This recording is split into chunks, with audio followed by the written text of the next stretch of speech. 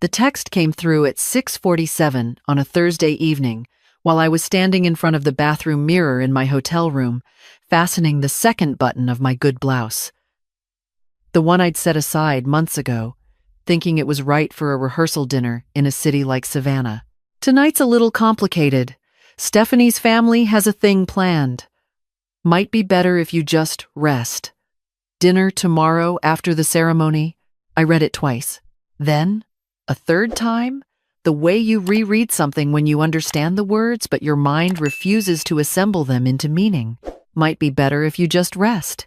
I set the phone down on the edge of the sink. I looked at myself in the mirror. The blouse was fine. My hair was done. I had driven 3 hours to the airport and flown from Akron to Savannah that morning.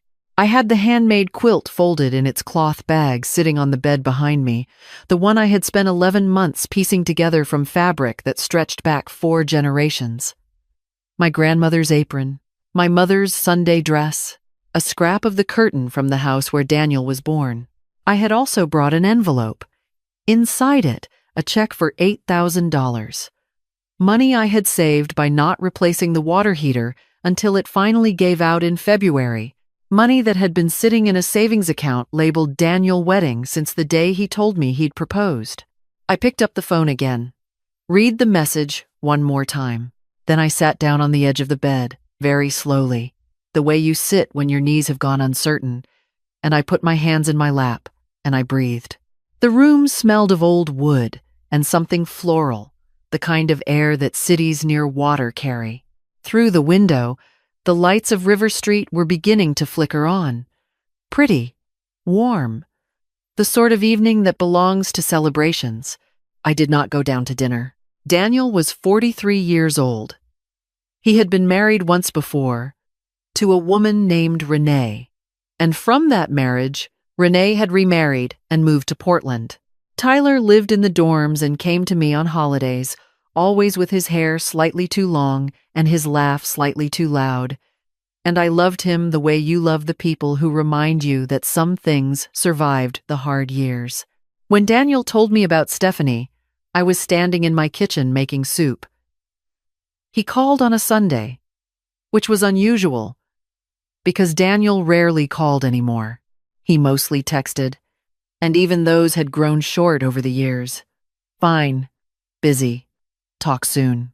The calls had once been weekly, then monthly, then only when something needed saying. But that Sunday he called, and he told me Stephanie was from Connecticut, that her father was in finance, that her mother had gone to Wellesley, that the family had a house in Savannah where they'd been gathering for summers for 30 years. He said it with a particular kind of carefulness that I recognized immediately. The tone of a man who was editing himself in real time. I said the things a mother says. "I'm so happy for you.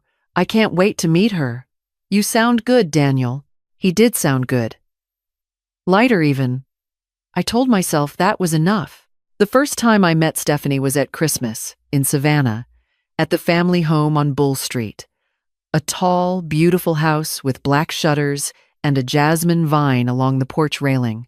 Her mother, Claudette, had the particular warmth of someone accustomed to hosting people she had already privately assessed. She complimented my earrings and offered me wine and never once asked where I was from. Stephanie was polished and pleasant. She laughed at the right moments and refilled glasses without being asked and sat beside Daniel at dinner with her hand resting lightly on his arm, like a small, constant reminder of ownership. I do not mean that unkindly. I understood it. He was hers now. I simply hadn't known until that dinner how completely. I drove home to Akron on December 27th. Daniel had hugged me at the door and said, "We'll figure out logistics for the wedding soon." He meant it when he said it. I could tell. But soon has a way of meaning something different to people who are not waiting. The wedding was set for May. By March, I still had not been asked about anything, not the guest list, not the ceremony details, not whether I'd need help with the flight. I finally called and asked directly. Daniel said it was a small ceremony, mostly Stephanie's family and close friends from their circle in Connecticut. He said there would be a dinner the night before. a gathering of people. He said, "I'd love for you to be part of it." I bought my plane ticket that afternoon. That night in the hotel room, after the text, I did something I had not done in a long time. I took out the quilt from its bag and spread it across the bed. I lay down beside it without touching it, just looked at it in the low light. The fabrics were so different from each other, and yet they fit. The pale blue of my grandmother's apron alongside the dark green of my mother's dress. The faded yellow of that old curtain. I had quilted each seam by hand. 11 months. I had not made it for Daniel. I understood that now. I slept poorly. The bed was soft. The room was quiet. But my mind ran its own inventory through the night. All the phone calls I had not pushed for. All the silences I had called him through. I remembered the year he lost his job in Cleveland, and I drove down every other weekend with groceries. Said nothing about the distance. Said nothing about the gas. I remembered when Tyler was born, and Renee didn't want family in the delivery room, and Daniel called me from the parking lot at 2 in the morning, voice cracked open, needing to tell someone. I was the someone. I was always the someone when things were not yet curated. By morning, I had made 2 decisions. The first was that I was not going to leave Savannah until Saturday, as planned. I was going to stay every one of the 4 nights I had booked and paid for. The second was that I needed a lawyer. I asked the woman at the front desk, who had kind eyes and an accent that made every sentence sound like a welcome. She gave me a card for a small firm 2 blocks from the hotel, said they were good people. I thanked her and walked there at 9 o'clock Friday morning with my coffee still in hand. The office was narrow and old, with bookshelves floor to ceiling and a ceiling fan that turned with a soft click on every rotation. The attorney who took my appointment was a woman named Frances, probably 60 herself, with reading glasses on a beaded chain and the kind of directness that skips pleasantries without being unkind. I told her what I needed. I wanted to update my will. I wanted to revise my beneficiary designations. I wanted to establish a trust with specific conditions. She opened a notepad and said, "Tell me what you're working with." I told her about the house in Akron, paid off since 2019. I told her about the retirement accounts, modest but real. I told her about the savings, the investment account I had built quietly over 20 years because I had always believed it was a woman's business to make sure she had something of her own. "Who are the current beneficiaries?" she asked. "My son, Daniel, Merritt, and a small percentage to my grandson, Tyler. And what would you like to change?" I thought about that for a moment. I had not come in with a script, but the answer arrived fully formed, the way answers do when they've been waiting longer than you realized. "I want to reverse it," I said. "Tyler as primary. The house, the accounts, everything. Daniel removed entirely." Frances made a note. "And the trust conditions for Tyler? He's 19. I want it structured so he can access funds for education, medical expenses, and eventually a first home. Not before 25 for anything else." "That's straightforward," she said. "One question. Is Tyler currently enrolled in a degree program? Mechanical engineering, 2nd year. Pays most of it himself through scholarships and work study." Frances looked up briefly. "That's why you trust him." "Yes." She drafted the documents that afternoon. I came back at 3 to sign them. The pen felt heavier than I expected, but my hand did not hesitate. When it was done, Frances put the papers in a folder and handed me a copy. "The original is recorded and on file," she said. "It's legal and binding." I thanked her and shook her hand. Outside, the magnolias were in full bloom along the sidewalk, white and thick-petaled, dropping flowers on the pavement like something being let go of. Tyler called me that evening. I was sitting on a small bench in a park near the hotel, watching the river, eating a peach I had bought from a cart near the waterfront. "Grandma," he said, and his voice already had the shape of someone who knew something was wrong. "Where are you? Dad said you were in Savannah. Are you coming to the ceremony tomorrow?" "I'm in Savannah," I said. "I'm not sure about tomorrow. Did your father tell you anything?" There was a pause. The kind where a 19-year-old is choosing between loyalty and honesty. Tyler always chose honesty, even when it cost him something. He said it was complicated. He said Stephanie's family had a lot of people coming, and the seating was tight. Another pause. I didn't really understand what that meant. "It means I wasn't given a seat." Silence. "Grandma, it's all right, Tyler." "It's not all right." His voice had gone flat in the way it did when he was trying not to show how much something bothered him. His father's voice did the same thing once, a long time ago. "I have a seat. I'm in the 3rd row on the groom's side. I could." "You're going to sit in that seat," I said firmly. "You are his son. Your place is there, and yours isn't." I looked at the river. A boat was passing, slow and lit, people on the upper deck holding drinks. "I think my place has always been wherever I put it," I said. "I'm still figuring out where that is." He was quiet for a moment. Then, "Can I see you tonight? I told Dad I was grabbing dinner with some friends. I could come to you instead." "I'd like that," I said. We ate at a small restaurant on a side street, the kind with candles and old bottles and a chalkboard menu. Tyler ordered the shrimp, which he said was genuinely unreal, and I had the she-crab soup, and we sat for 2 hours without talking about the wedding at all at first. He told me about his professors, about a project he was building in the engineering lab, about a girl in his thermodynamics class who he thought was impressive but terrifying. "She corrected the professor twice in one lecture," he said, out loud, in front of everyone. "Good for her," I said. He grinned. He had Daniel's jaw and my mother's eyes, that particular pale gray that goes serious without warning. Eventually he said, "I want to ask you something, and I want you to answer honestly." "All right. What happened?"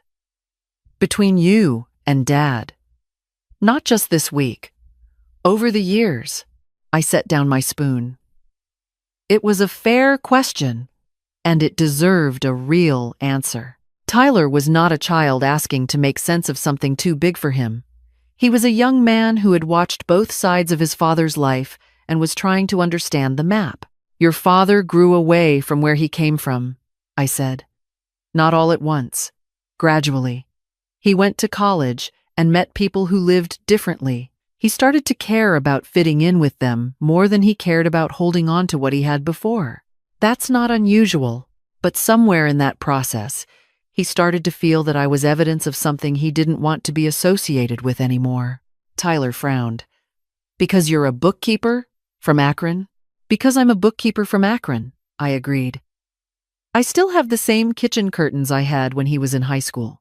I drive a Buick that's 11 years old. I mispronounced quinoa at that Christmas dinner in front of Claudette. That's Grandma. That's not something a reasonable person." "I know," I said. "But people don't need reasonable reasons to be embarrassed by someone. They just need the feeling. And your father has had that feeling about me for a long time. He never said it. He didn't have to." Tyler looked down at his plate. "Did you ever say anything to him? Tell him it hurt?" "I tried, once. A few years ago. He said I was being sensitive, that I was reading into things." I folded my napkin on the table. "After that, I stopped trying to explain it and just kept showing up, kept helping. I thought if I was useful enough, I'd earn back the place I used to have." Tyler was quiet for a moment. Then quietly, "How much did you give him? Over the years?" I thought about whether to answer that. Then I decided there was no reason to protect numbers from the person who was now going to inherit what remained of them. In cash and direct transfers, a little over $40,000. "In the past 15 years, he looked up sharply.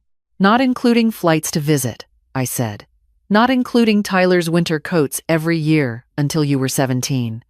Not including the laptop I sent you sophomore year of high school when yours died before finals. He stared at me. I didn't know. All of that came from you. I didn't say it did. I just sent things. He leaned back in his chair and rubbed his face with both hands. A gesture I recognized. His father used to do that exact thing when something was too much to process, standing still. I went to a lawyer yesterday, I said. I changed my will. He went still. You're the primary beneficiary now. The house, the accounts, everything. There are conditions you can't touch the bulk of it until you're 25. Except for school, health, or a first home. Grandma. His voice had gone very careful. I don't know what to say. You don't have to say anything. I'm not telling you, so you'll thank me. I'm telling you because it's done. And you should know. And because you've never once made me feel like a burden. Not once in 19 years. That counts for everything when you're my age. He was quiet long enough that I reached over and put my hand over his on the table. His were larger than I expected. When did that happen? I'll take care of it, he said finally. Whatever you leave, I'll take care of it the right way. I know you will. That's the point. He walked me back to the hotel after dinner. At the door, he hugged me longer than he had since he was a boy. I let him. The morning of the wedding, I dressed in gray slacks and a soft blue cardigan, not the good blouse, and I walked. Savannah in May is a particular kind of beautiful, the squares full of old trees and filtered light, the air carrying jasmine and river, and something warm underneath it all. I passed the Bull Street house where we'd had Christmas dinner. The jasmine vine was fuller now. I did not stop. The venue was a historic inn on the south end of the historic district, exactly the kind of place you'd expect Stephanie's family to book. Iron gates, a walled garden, magnolias arranged in tall vases along the path. I had looked it up online just to know what I was not going to. I found a bench in the square across the street.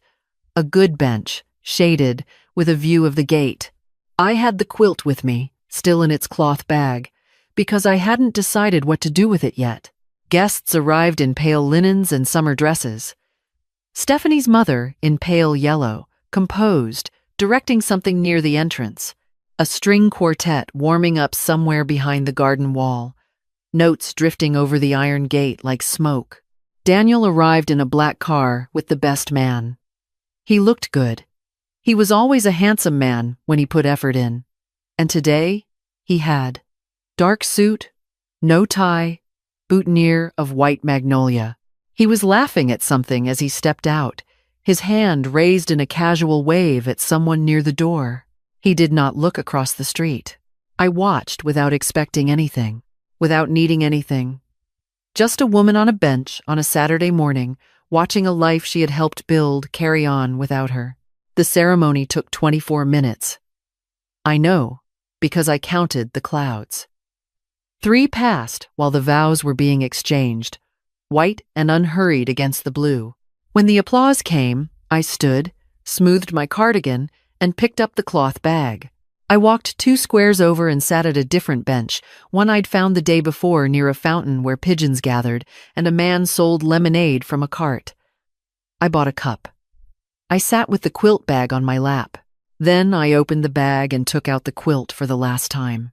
I had made it for a marriage, but the marriage I had imagined, the one where I was present at the table and not across the street on a bench, had not happened. So I sat with the quilt across my knees and thought about what it was now. It was still what it had always been. Fabric, from women who stayed, women who showed up. It did not need a marriage to validate that. After a while, I folded it back up and tucked it in the bag and walked back to the hotel. Tyler texted at 4. I looked for you after. Figured you weren't coming in. You okay? More than okay, I wrote back. How was it? Nice, I guess. Pretty. Felt like a magazine. Nobody mentioned you. I wanted to say something during the toast, but didn't. Good, I replied. Not yours to carry. Can I come see you tomorrow morning? Before you fly out? I'd like nothing more. That night, I called my bank. Not the local branch, the toll-free line. I wanted to speak to someone who didn't know me, which seemed right for the kind of conversation that needed to be clean and businesslike and without sentimentality. I asked them to cancel all scheduled recurring transfers to Daniel Merritt. There were two. A monthly transfer of $700 I had started during the divorce, when things were tight, and which had simply never stopped, because he had never mentioned it, and I had never made myself mention it either. And a quarterly transfer I had set up 3 years ago. No particular occasion, just a transfer I made because the silence between us was so loud that I thought maybe filling it with money would soften it. The woman on the phone confirmed both. Would you like to cancel immediately or schedule a stop date? Immediately, I said. Is there any chance you'll want to reinstate these transfers in the future, or should I note the account as closed to further requests? Note it closed, I said. She processed it without commentary. I appreciated that. Afterward, I sat at the desk and opened the hotel notepad. Cream paper. Simple header. I uncapped a pen. I didn't write to Daniel.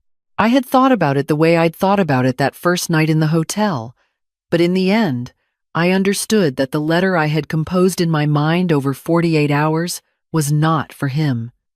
It was for me, a way of marking what had happened, and I didn't need his eyes on it for it to be true. So instead, I wrote to Tyler. I wrote about the quilt, where each piece of fabric came from, what generation and what woman and what occasion. I wanted him to know the history in it, because eventually the quilt would be his to decide about.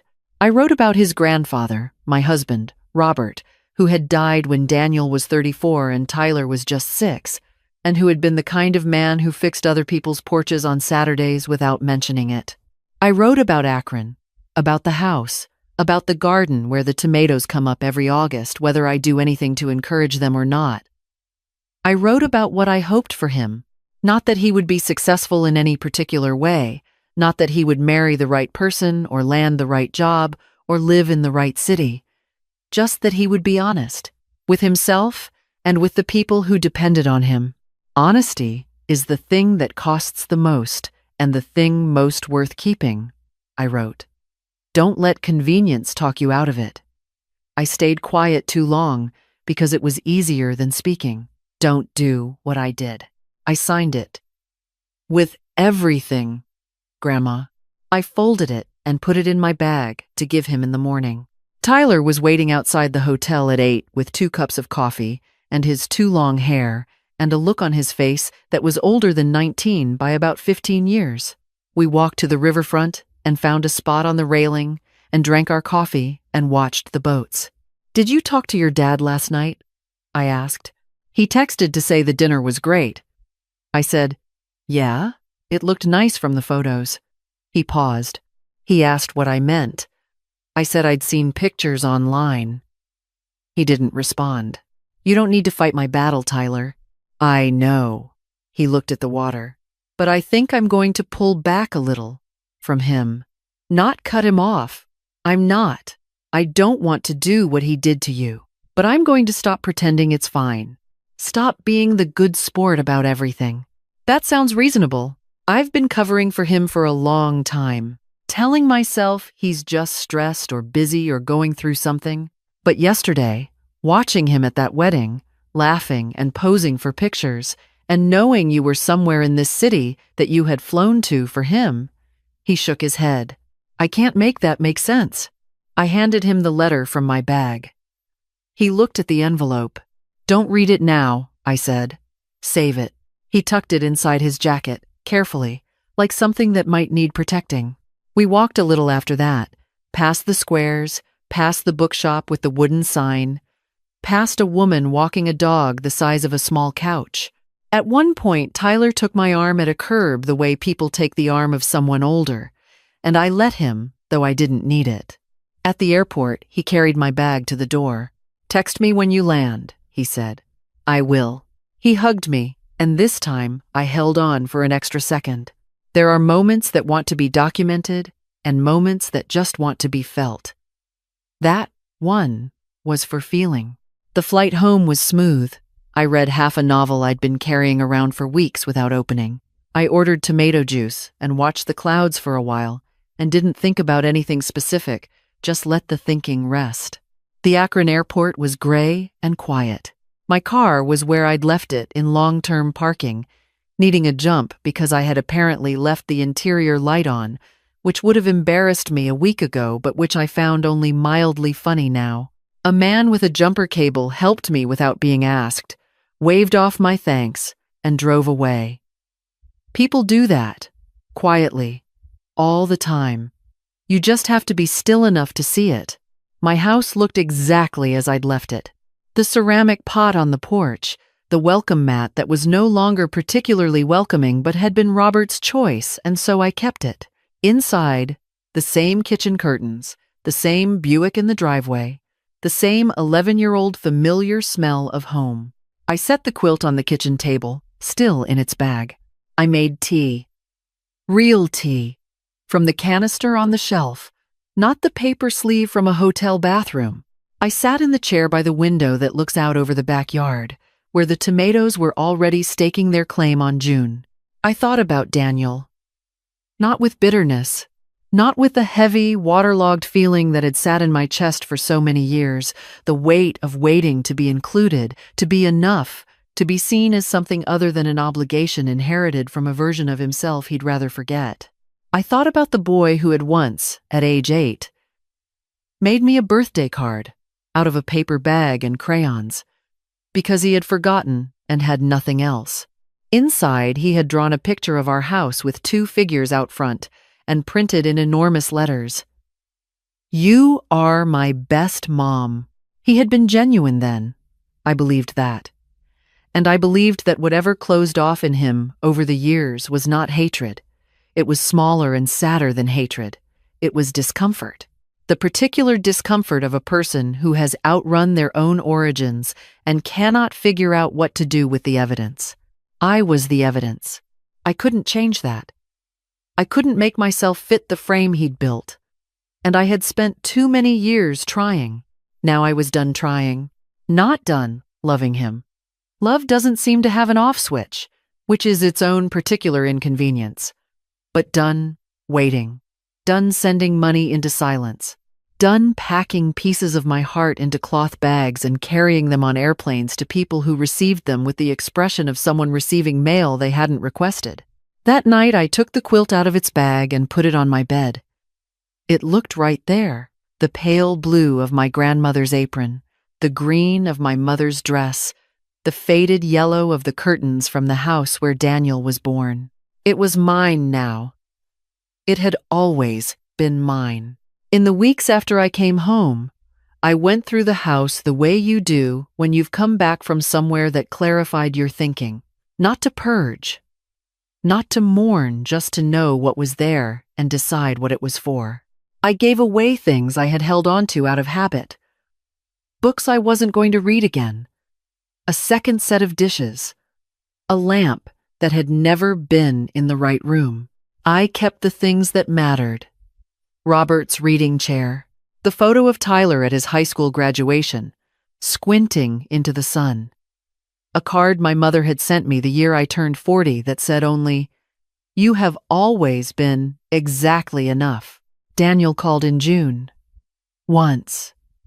I let it ring. He left a voicemail brief, careful, the kind of message where every word was measured before it was spoken.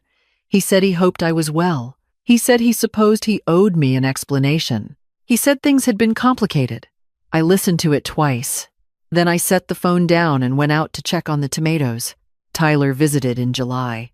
He drove down from Columbus on a Saturday with a bag of groceries he wouldn't let me pay for, and spent the afternoon in my kitchen helping me make Robert's chili, which he had asked me to teach him 3 times over the years, and always been too busy before. He wore the locket I had given him. Not a locket. I hadn't given him a locket, but he had folded the letter I'd written him in Savannah and laminated it at the library which made me laugh so hard I had to sit down. For preservation, he said, completely serious. You laminated a letter. It's archival. I looked it up. We ate chili on the back porch and watched the August heat settle into the yard. He told me about his classes. The girl from thermodynamics who was apparently not as terrifying upon further acquaintance. She corrected me once, he said, out loud. In front of everyone. Did you deserve it? He grinned. A little. Before he left, he stood in the kitchen doorway and looked at me with that old soul expression he had, the one that surfaced when he was trying to say something true and didn't quite have the words yet. I read the letter, he said. The real one. A bunch of times. I figured you would. The part about staying quiet too long? He paused. I'm not going to do that. Whatever happens with Dad, with anyone, I'm going to say the thing. Good, I said. He nodded, satisfied with that. Then he hugged me at the door and drove back to Columbus in the late afternoon light. After he was gone, the house settled into its evening quiet. The tomatoes were coming in better than any year in recent memory. The welcome mat on the porch was still fraying at one corner. The curtains were still the same curtains. Some people would see this life and find it small. A retired bookkeeper in Akron with an old Buick and a kitchen garden and curtains that needed replacing. A woman whose son did not invite her to his wedding. But I know what I built. I know every dollar I earned, and every dollar I gave, and every night I stayed up, and every morning I chose to get up and try again. I know the weight of a handmade quilt and what it means to have carried it to a city you were not really wanted in, and brought it back home again without shame. I sat in Robert's chair that evening with a cup of tea and the quilt across my knees. The light came through the window the way it does in late summer, gold and long, the kind that makes even ordinary things look like they're worth remembering. And I thought, simply, I was a good mother, not a perfect one, not always patient, not always wise, but present, steady. The kind who shows up and stays. No one can take that. Not a text, not a wedding that happened without me, not a son who chose the curated version of his life over the woman who gave him the first version. I was a good mother, and I am still here. If you've listened this far, maybe it's because some part of this story lives in you somewhere. Maybe you've stood in a parking lot while something happened inside that was supposed to include you. Maybe you've signed checks and folded quilts and flown to cities carrying the best of yourself only to be told there wasn't room. I want to say this plainly. You are not too much. You are not embarrassing. You are not a problem to be managed or a memory to be edited out of a better story. You are the root, and roots do not need permission to remain. If this moved you, share it with someone who needs to hear it. And if you've ever folded something made with love back into its bag and carried it home again, know this. What you carry home is not failure. It is yours. All of it. Still yours.